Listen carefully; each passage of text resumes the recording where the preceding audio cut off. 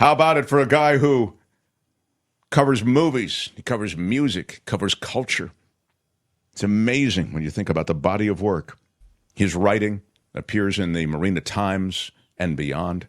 He's called the Culture Blaster, Kim, for a reason. Because he blasts about the culture. And he comes and goes on a rainbow. Oh, my God, for Michael Snyder. Come on, Michael. Good afternoon. Happy weekend. You know, Mark, Kim, Albert, if there is a hell, and I'm not saying there is one. Yes. I'm curious, do you think Henry Kissinger and Richard Nixon get to share a twin-sized fiery pit? I'm just curious. I see where you are on those two now, yes. Well, there you go. You know, the news has been kind of creeping up on all of us lately, and I'm a Philadelphia native like both Hall and Oates. Oh, that was a heartbreak, Mike. Well, regarding those suits and countersuits, I'll just say, I can't go for that. No. Anyway, that's my favorite Hall & Oates song. Mark, before we get to the movies and TV stuff, I can't believe you're bailing out on us and your loyal audience for 3 weeks to go on a cruise. And actually, considering it's a cruise, maybe bailing out wasn't the right terminology. Of course, I enjoy doing the show with Kim whenever I have the opportunity. But seriously, Mark, 3 weeks? Can't you use like the ship-to-shore radio to join us on Fridays? I don't want to do it. Wait. I got a song. Just sit right back and you'll hear a tale of a fateful cruise when Mark and Courtney boarded a ship and Marky got the blues. Oh, my God. You're right. I loved it. I mean, it is a little excessive. My mic is off for some reason. I don't know. It's a little excessive. We can hear you. It's a little excessive, Michael. Anyway, Snyder, you're good, Michael. I love that. Love the song. You're right. It's not something I'm looking forward to. Yeah, well, you know, we will muddle through, right, Ms. McAllister? We're going to be fine, you and I. It's going to be I perfect. know. There's never been anything like it. I love doing the show with Kim. Anyway, it's been around 2 decades since we've had an English language movie from Hong Kong king of cinematic carnage, John Woo. Oh, John Woo is great. He of the slow-mo ballets of bullets, director of Chinese crime classics, including Hard Boiled and A Better Tomorrow. Yes. And American-produced actioners, Face Off, Hard Target, Broken Arrow, and Mission Impossible 2, among others. Oh, right. He did Mission Impossible 2? He did. Okay. This guy knows his way around a thriller. Well, Woo is back with Silent Night, an L.A.-based holiday shoot-'em-up. I've seen the trailer. It stars the lean and mean Joel Kinnaman. Mm-hmm. He's a man on a mission of revenge against gangbangers who done him wrong. Oh, no. So the first thing that came to mind when I heard the details was that this would be Woo's Die Hard, right? Sure. A tense good guy versus bad guys clash at Christmas time in the City of Angels. Although Silent Night has a few things in common with the original Die Hard, it's not really in the same league as the Bruce Willis romp at Nakatomi Plaza. If you know, you know. I mean, many people think of Die Hard as their favorite Yuletide film. Our friend Dory Barton, my little sister, adores the movie. And it's not It's a Wonderful Life or A Christmas Story or any random telling of a Christmas carol. It's a crazy, violent action thriller set at Christmas. But in any event, a late December drive-by shooting in Silent Night leaves a child dead and his father with a throat wound that takes his voice. And so from that point on, you just know the mute dad is going to go after the people responsible for him and his wife losing their only child. With a voiceless hero and a loud soundtrack of rap and EDM pulsing away, there is very little dialogue.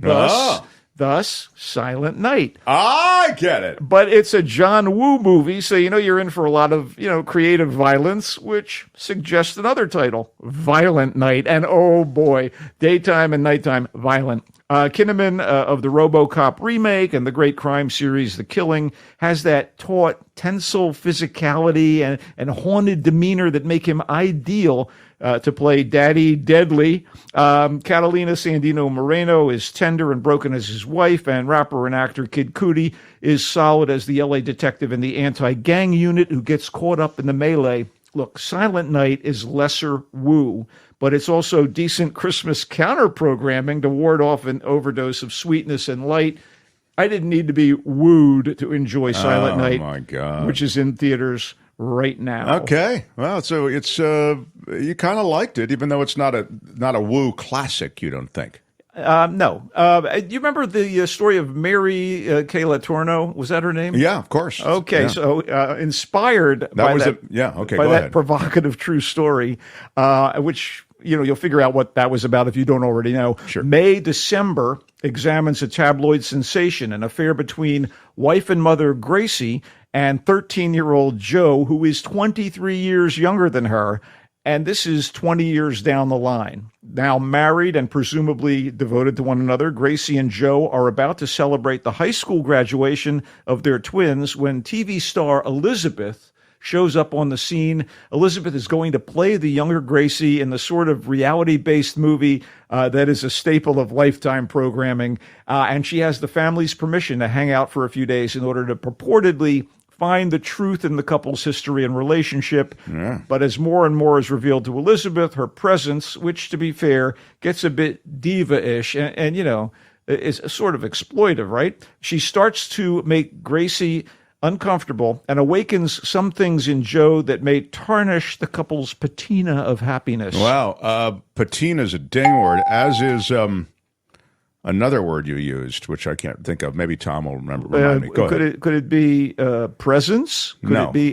No, it was a real legit ding word you used prior to patina, but then patina distracted me. Yeah, sure. Having the superb actresses Julianne Moore as Yeah. Gracie and Natalie Portman as Elizabeth in a mirroring on-screen duet is a coup. Thank you. Purportedly. For Yes. the decorated filmmaker Todd Haynes, the guy who did Carol, Far From Heaven, Dark Waters, Velvet Goldmine. The guy, has done some magnificent films. He directed them. And the women are a delight for us to watch. And I kind of buried the lead because it's Julianne Moore and Natalie Portman, but I wanted to get the setup, that crazy relationship that ends up being tabloid fodder. Oh, it's for a years. great idea. So you're saying they had the relationship and now they've come back years later. No, they've had the relationship. It's been ongoing, and we joined them 20 years down the line. Oh, we joined them 20. Okay, so it's been ongoing. Okay. Mention should be made of actor Charles Melton's moving performance as Joe. Melton is best known as high school troublemaker Reggie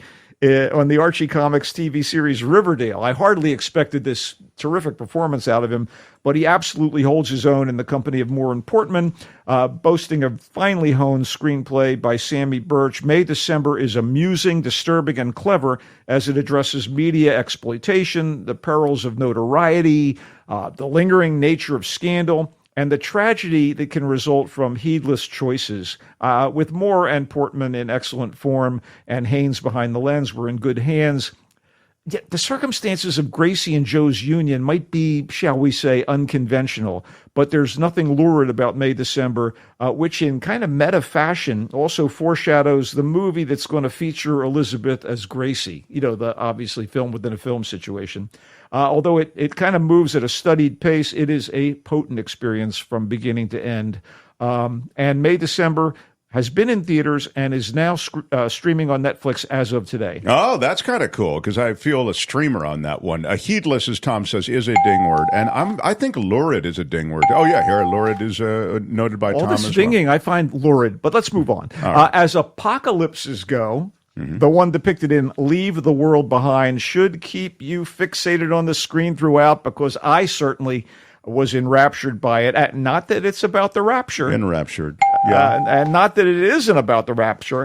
In any case, the mysteries of what's going on and why it's happening would be enough to make the movie a ride and a half. It's written and directed by Sam Esmail, the man who created and wrote and directed the wonderful high-tech puzzle box of a TV series, Mr. Robot. So as a devotee of Mr. Robot, with mad respect for Esmail, I was primed for Leave the World Behind, and I was not disappointed. It didn't hurt that the cast is headlined by Julia Roberts, Ethan Hawke, and Mahershala Ali. Wow. With support from Kevin Bacon. These are big names that have earned their fame. To set the scene, burned out but well-heeled New York professionals Amanda and Clay, that would be Roberts and Hawke, want to get away for a weekend, so they take their earbud-wearing son and iPad-watching daughter to a super upscale vacation home on Long Island, and shortly after arriving, crazy stuff starts happening, including power outages. So things really start to go nuts when a tuxedoed man, played by Ali, shows up at the house with his daughter, played by Myhala, and says he's the owner who rented to Amanda and Clay, claims there's a catastrophe going down in the city and perhaps way beyond, and asks to stay for the night. So suspicion and tension run high when natural and electronic forces continue to go haywire.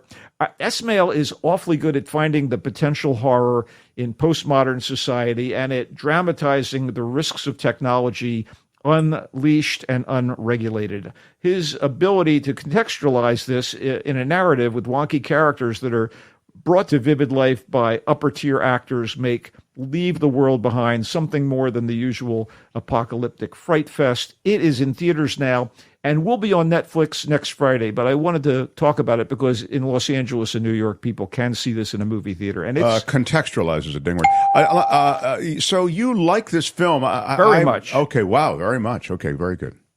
Yeah, there's no caveats, you know. Okay, got it. Not trying to get you to give me any, just trying to we've been here pressing before, you but on it. It's cool. So contrary to the season with all its joy to the world and ho ho ho, Eileen is decidedly not a feel good treat for Christmas time. Instead, it is a damned good mystery-laden 1960s period drama that brings two seemingly different women together in the dead of winter, sets them on a troubling path, and deftly reveals their surprisingly dark inner workings. Again, this is two terrific female actresses working opposite one another, kind of like May December.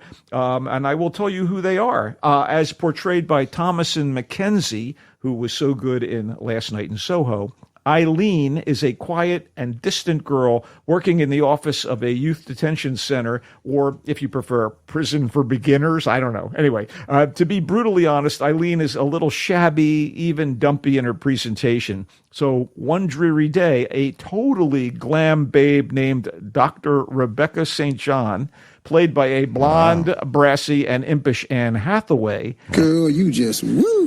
Man. Appears at the prison office, and she's there to take on the job of counselor. And Eileen is thoroughly smitten with her. So Rebecca befriends Eileen, and their comradeship seems to unlock something in the younger woman, something unexpected. Wow. And maybe a little, have you ever seen anything like this? maybe a little effed up. It turns out that one of the prisoners is of particular interest to Rebecca, which leads to shocking complications. So Mackenzie and Hathaway not only nail their respective characters, they have incredible chemistry, beautifully playing off one another, especially when things start getting weird. And Shea Whigham, who was so good in Perry Mason and Boardwalk Empire and numerous other films and TV shows, is typically great as Eileen's abusive alcoholic dad.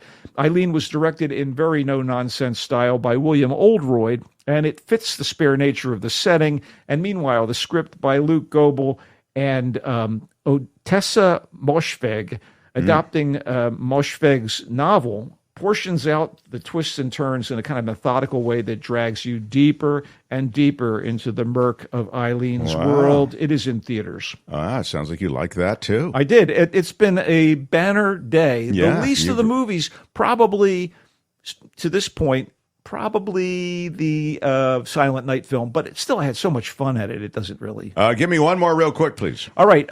Quickly, one of the true greats among the world's directors is Japan's Hirokazu Korida, whose profoundly affecting movies include Shoplifters, Broker, and the incredibly heartbreaking Nobody Knows, all of which have to do in one way or another with the provenance of children at risk. And his latest is called Monster, and it too deals with child welfare in the context of school bullying, but it also concerns parental neglect, youthful friendship, the implicit failings of educational systems, and the ways perspective impacts our notions of reality. And the latter, basically, it's about a kid who seems to be physically harmed by his teacher. And this kind of launches his single mother into a campaign to hold that teacher to task for what he's done. But it's absolutely so much more than that. And that could be a misconception on the part of the mom. This reminded me of Akira Kurosawa's innovative samurai classic from 1950, Rashomon, with the way it addresses a series of events seen by a series of different people and how those different points of view distort or only show a small part of the bigger picture. This is, again, beautifully done. There is a lovely score by the late Ryuichi Sakamoto, his final composition for movies, I think. Kurita is truly one of the greats, and I thought that in many ways Monster was up with his best. Wow. It's I love those. It's in theaters. I love those other offerings that you referred to besides Monster that he directed. Heartbreaking, as you say. I mean, this is a guy who really knows how to direct a motion picture. So Monster is in theaters, and Michael really likes it. Is it, what was the Anne Hathaway? It's called Eileen. It's called Eileen. Thomason McKenzie and Anne Hathaway. They end up in it's a youth, sounds like, what did you call it? Correctional facility. Correctional facility. I'm trying to be delicate about saying prison. And Anne Hathaway walks in and all. Girl, you just Dude, she sachets in. She sachets in and all hell breaks loose. So there's a relationship there, and sounds like it really unfolds with at minimum, two virtuoso performers, although it sounds as though there are many other contributing elements on this that make it a winner, says Michael Snyder. I do. Leave the World Behind is the apocalypse, maybe, something going on that might be apocalypse related. Leave the World Behind is from the creator of Mystery Robot. Mr. Robot, yes. Mr. Robot. Which is a mystery. By the way, Mr. Robot is, I'm just realizing that I've said mystery, but Mr. Robot is a lauded offering from this creator. And this one, Leave the World Behind, was lauded here today by the Culture Blaster. I thought it was really good. Really like good. Julia Roberts and Mahershala Ali and Ethan Hawke. Yeah. And excellent director, and it's worth a look. And it's in theaters, and I believe coming to streaming as well. Is that what you were saying? Netflix next Friday. Netflix next Friday. And then May-December, the Julianne Moore piece, the May-December story involves a relationship among two women or between two women, and we catch up with it through the many years that they have been together. Wrong. It's a relationship between way younger, a teenager and a married woman, and we catch up to them 20 years later. It's two women, though, isn't it? Between two women, they had a relationship, and we're catching up with them many years later. No, it's not between two women. It's between a young man. It's a teenage boy. Why do they have two women in the poster? The two women are the woman who was the, shall we say, potentially predatory older woman in a relationship with a younger young man, and the woman who's going to portray her in a kind of a low-budget film or an independent movie. See. You just don't get it. I don't get it. I know you're sleepwalking, Mark, but goodness. I did not get it. Thank you very much for re-explaining it. Anyway, he loved it, is the point. May-December is what it's called.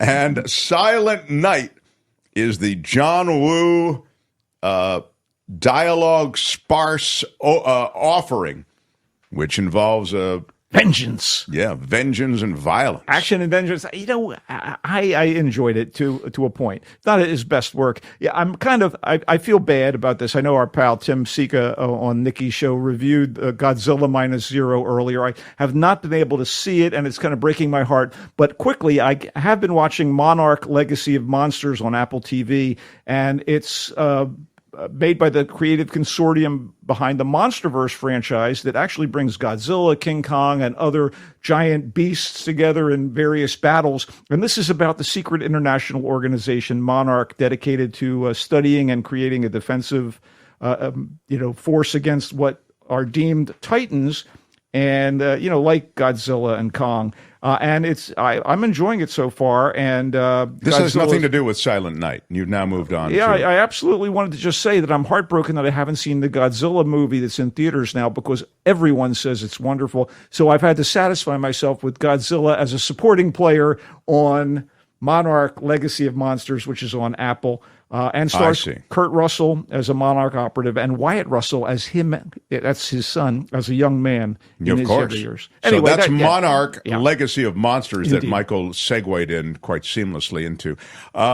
Tom has noted a bunch of stuff. Methodical's a ding word. Deftly is a ding word. Caveat is a ding word. I use Provenance these words is a ding in word. normal Sachet conversation. is a ding word. Sachet. And virtuoso is a ding word. No, that's the point. We don't ding things if they're used and they're not used in normal conversation. You did use them all in normal conversation. I'll just give you a... Oh, thank you. Thank you. Ouch. Very well done. Ouch. Okay. You know, how many times have they said sachet on RuPaul's Drag Race? Come on, people. Yeah, it happens. It happens. Michael, we love you. You've done great work all year. I'll miss you for the rest of the year, but thank you for all of your support and for being who you are. Well, thank you. You're someone who, you cover so much, and we do appreciate it. Go 49ers. And Kim, you and I will be going at it hammer and tong, or holly and eggnog next Friday. He comes and goes on a rainbow. Bye-bye, Michael. Go Niners!